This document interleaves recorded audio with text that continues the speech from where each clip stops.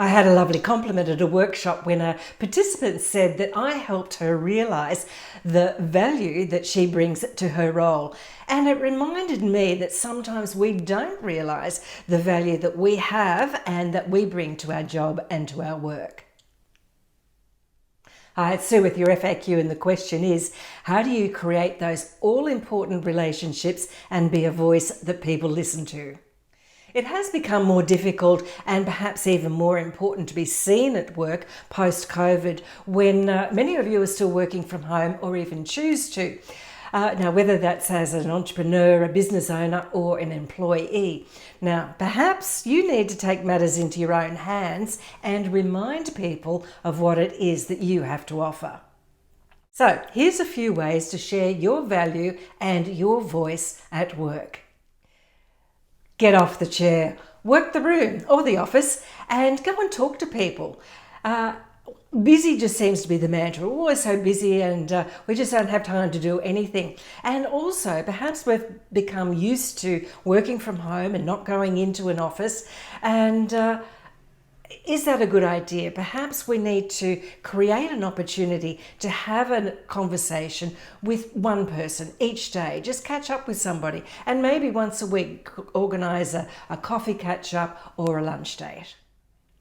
Join in, be a team player and take part in activities at work. Now, it doesn't mean to say that work needs to be all consuming, but it can be a lot more enjoyable if you're involved in things that you enjoy and you're involved in activities with like-minded people. Now, you can also join a network or an association that is of interest to you, and you can make some wonderful friends, meet colleagues and also share information.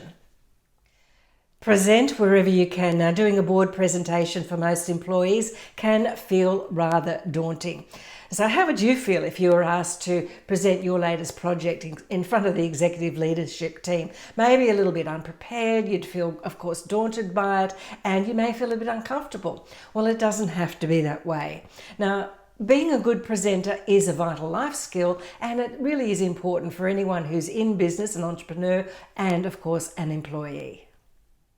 Write something. Content is everywhere and it is hard to break through the noise, but people are still hungry for information, and sharing what you have expertise in may be of appeal to other people. So you can share your information online, on LinkedIn posts, on blogs. You can also comment on other people's blogs. And of course, stay on brand, sharing your comments about your area of expertise. And very soon you will attract a range of followers.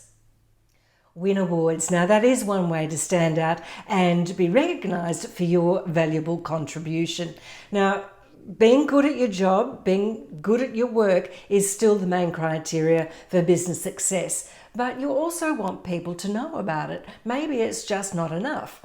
Now, it does take time and effort to submit an award application, but taking that time and be succinct and having to answer those questions about why you should be a winner perhaps will convince you that you already are. I have more information on my blog this week at suecurrie.com.au blog. I do hope that helps you, and please, if I can help you in any way, do get in touch.